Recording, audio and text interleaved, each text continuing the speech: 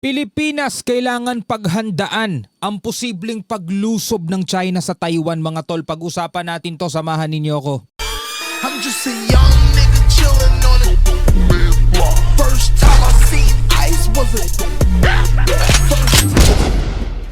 Alright mga kapatid, welcome ulit sa ating bagong video, reaction, review, commentary, opinion, criticism at kung ano-ano pa. Again, meron ulit tayong balitang panonoorin mula dito sa UNTV News at mamaya meron tayong papanoorin din. So ito may kaugnayan mga tol, no, sa mga kaganapan ngayon. Bago matapos ang taong 2025 mga kapatid, nagsagawa ng isang malaking military drill etong China sa palibot ng Taiwan at pinaniniwalaan na ito'y paghahanda na ng China sa posibleng paglusob nila sa Taiwan dahil nga in-announce na nila to, matagal na, dineklara na nila by year 2027 dapat natuloy na o naganap na ang reunification ng China at saka ng Taiwan.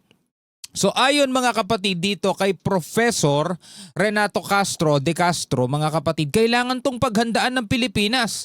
Dahil unang-una, napakalapit natin dito sa Taiwan at isa pa, napakarami nating mga kababayang nagtatrabaho doon na posibleng maipit kung sakasakaling sumiklab mga kapatid ang digmaan doon. So ito ang ating tatalakayin, pag-uusapan ngayong araw na to. Samahan ninyo ko mga kapatid. Again, hindi po ako ang magbabalita sa inyo. Tayo'y manonood lamang ng balita ng mga issue ngayon at syempre magbibigay tayo ng reaksyon bilang point of view ng isang mamamayang Pilipino mga tol na ayaw rin natin na madamay ang Pilipinas o masangkot ang Pilipinas sa mga ganitong klaseng digmaan dahil nakikita natin mga tol kung anong nangyayari sa Middle East. Diba? So bago natin to simulan, huwag niyong kalimutan mag-subscribe. Click nyo na rin ang notification bell para ma-notify kayo whenever na may mga bago tayong reaction video tulad nito. At kung ikaw naman ay nanonood sa ating FB page, mga kapatid, maraming salamat. Na-reach na natin ang 200,000 followers and likes, mga kapatid. Maraming salamat sa ating mga bagong kaibigan. Siyempre bilang mga Pilipino, dapat iisa lang tayo ng diwa pagdating sa ating ipinaglalabang soberanya. Alright, so wag na natin patagalin pa, panoorin na natin to mga tol. Based sa assessment ng Indo-PACOM, naghahanda ang China na lusubin ang Taiwan by 2027. Based doon sa assessment ng Indo-PACOM, naghahanda ang China na lusubin ang Taiwan by 2027 mga tol. Naku po, ayan na. So ang masasabi ko talaga, dapat natin talagang paghandaan kung ano man ang mangyayari. Yan ay sabi o pahayag mismo ni isang eksperto mga tol, ni Dr. Renato de Castro, political analyst, international studies professor o professional siguro to. So ang masasabi ko talaga, dapat natin talagang paghandaan kung ano man ang mangyayari. Kailangang manatiling mapagmatsyag ng Pilipinas sa mga nangyayaring tensyon sa pagitan ng China at Taiwan. Kasunod ito ng intense military drill na ikinasa ng China sa palibot ng Taiwan nitong December 29 at 30, 2025. Again mga tol, hindi tayo nakikialam doon sa balak ng China ng reunification dito sa Taiwan dahil kung talagang yan ay bansa nila o pag-aari nila mga kapatid, labas na tayo doon sa usapan nila. Tulad nga nung sinasabi nila, ito'y internal problems nila. Kung bakit natin to kailangan paghandaan, tulad nga nung sinabi ko kanina nung umpisa mga tol, dahil meron nga tayo diyang mga kababayang nagtatrabaho na posibleng maipit. Dahil alam naman natin mga tol, ang Taiwan, hindi rin sila sang-ayon doon sa reunification. Sa madaling salita, kapag ang China lumusob sa kanila, papalag sila. So magkakaroon talaga dyan ng sagupaan, putukan. Siyempre, alam naman natin, makikialam pa dyan ng ibang mga kaalyadong bansa ng Taiwan. Like for example, United States. Alam naman natin, napaka-warprek din ng mga yon. Diba? Tapos Japan, nagpahayag din sila na magpapakilo sila ng militar kapag lumusob ang China dyan. So hindi yan talaga basta-basta usapan lang mga tol, no? Ito'y posible nga magkaroon ng gera dyan. Siyempre, ang first na layunin natin mga tol bilang mga Pilipino, bilang isang bansang Pilipinas, is protektahan o mailikas muna, matugunan yung ating mga kababayan dyan. Diba? Yun yung unang-unang kailangan nating gawin. So kailangan natin paghandaan kung paano yung gagawin nilang repatriation, diba? Yun yung kailangan natin paghandaan dyan. Saka baka madamay pa tayo dahil pinangangambahan nga ng ibang politiko rito mga tol sa Pilipinas dahil merong mga EDGA rito at may mga US made weapons na nandito, baka daw maging target yan, sabing ganon. Habang inilarawan naman ni People's Republic of China President Xi Jinping sa kanyang talumpati para sa pagsalubong sa 2026 na unstoppable trend ang reunification ng Taiwan at China. Ayon sa international studies professor na si Renato de Castro, dapat paghandaan ito ng Pilipinas, lalo na at maaari itong makaapekto sa higit kumulang 200,000 mga Pilipino na nagtatrabaho at nananatili sa Taiwan. Di ba? Ayan napakarami nating mga kapatid o mga kababayan na nandiyan dyan, mga tol, sa Taiwan. Malapit rin ang geographical distance sa pagitan ng Pilipinas at Taiwan, Isa pa, napakalapit natin dyan. kaya maaaring madamay ang bansa sa mga banta ng paglusob. Sabi nga ni PBBM, di ba? Si PBBM na mismo may sabi noon, mga tol, sa isang interview niya sa India na kung sakasakali daw magkaroon ng labanan dyan sa pagitan ng Amerika at ng China over Taiwan, there's no way, sabi niya ganun. Walang paraan para hindi tayo maging involved dyan. Dahil ngayon geographical location natin, di ba? So talagang kailangan natin paghandaan yan. At bilang mga mamamayang Pilipino, dapat aware tayo sa mga ganitong bagay. Bukod rito, inaasahan na rin ang posibleng pagsali dito ng Estados Unidos bilang kaalyado ng Taiwan. Alam naman natin, aliado natin ang Estados Unidos. Pagdating sa alliance, no, an attack on one country would be considered an attack on the other. That would Yan na. require us, of course, to respond. Yan na.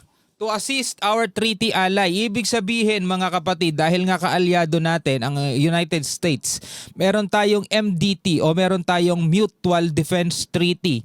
Sabing ganun dito, pagdating sa alliance, an attack on one country would be considered an attack on the other. Ibig sabihin, mga tol, halimbawa, Pilipinas, tayo ayaw natin makisali dyan.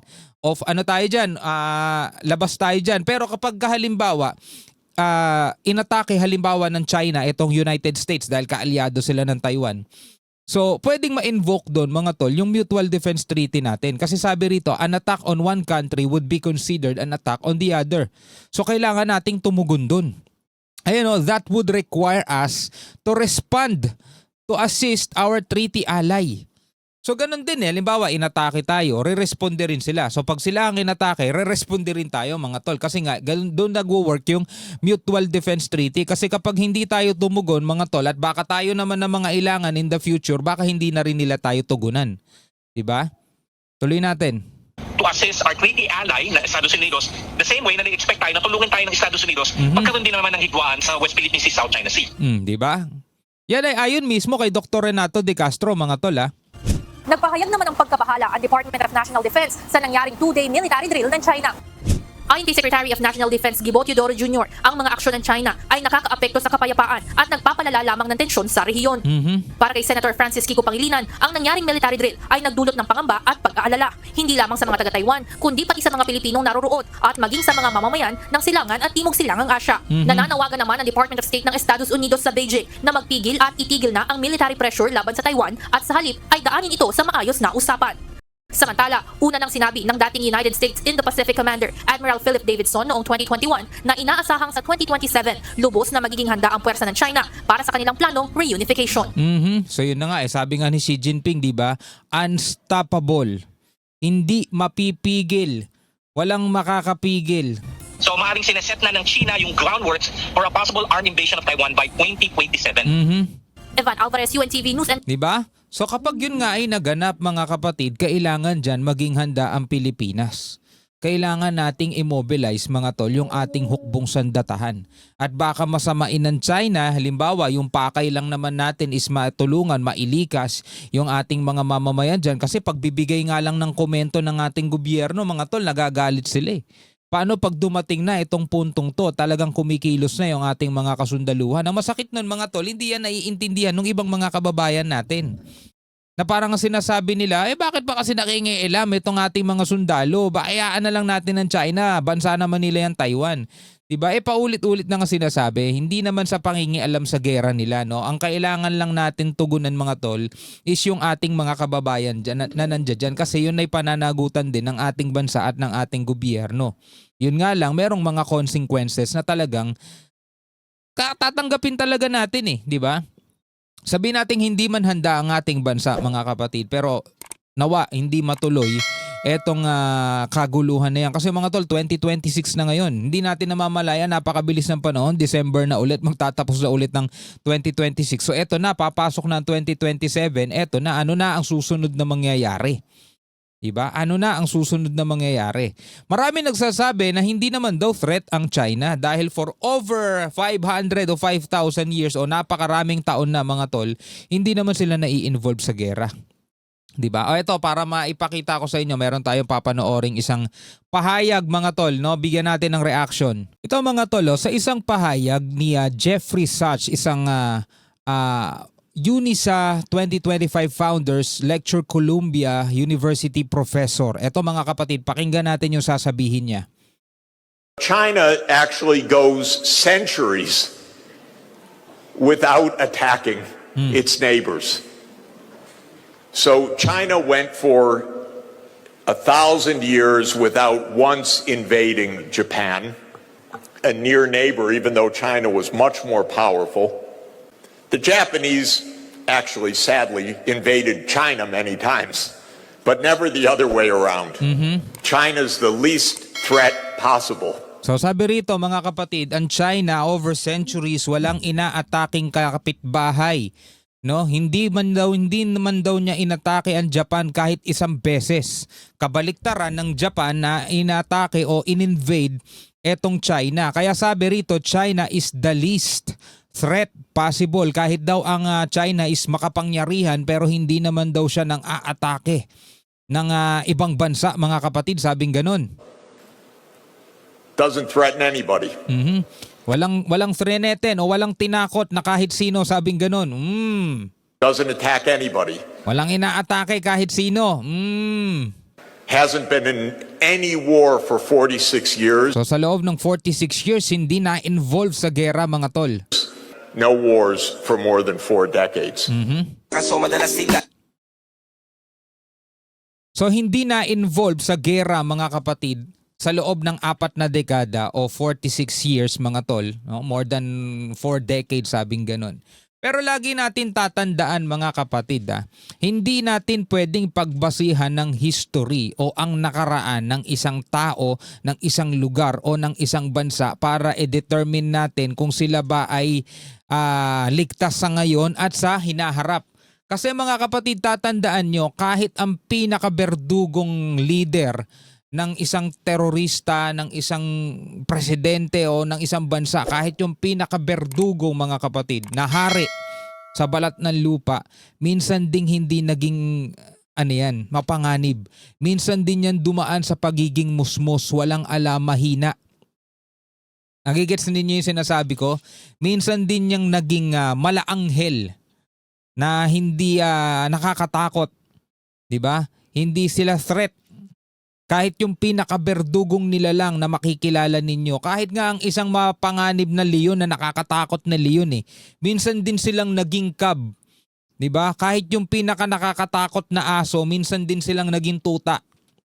Sa madaling salita, mga kapatid, kahit nasabihin natin, well, hindi ko naman alam kung etong bang mamang to bayad o hindi, no? Pero alam ko, mga kapatid, kahit papano etong China talagang meron din silang mga na-attacking bansa, mga kapatid, no? Pero balikan natin kung sasakyan natin yung sinasabi niya. Kahit sabihin natin na ang China ay hindi naging threat sa mga nagdaang panahon sa history, wala silang kina-involvean na gera o hindi sila nanakit, hindi sila nanakot. Sa Pilipinas nga lang, tinatakot nila Taiwan nga, tinatakot nila Wala daw silang inatake na kahit sino kahit yung mga mangingisdang maliliit na mga mangingisda, inaatake nila ng water cannon Pero sige, sakyan na natin yung sinasabi niya. Kahit na wala silang inatake na kahit sino sa nakaraan, hindi nangangahulugan, mga tol, na magiging ganyan na sila panghabang buhay. Kasi tulad nga nung sinabi ko, kahit ang pinakaberdugong hari na nakakatakot na hari, naging isang musmus na bata lang yan, mga tol. Ibig sabihin, mga kapatid, kung China, kung dati sila ay maamong tupa, kung dati sila ay parang musmus na batang hindi kinakakitaan ng kahit na anong karahasan, hindi pwedeng maging ganun yan habang buhay. Kita nyo naman, mga tol, kung paano nila pinapakita yung puwersa nila, di ba? So yun lang ating masasabi, mga kapatid, no? Ikaw bilang isang Pilipino, ano ang iyong masasabi rito? Comment ka na lamang sa ibaba. Hanggang sa muli, ako nga pala si Shobaldi. Peace out.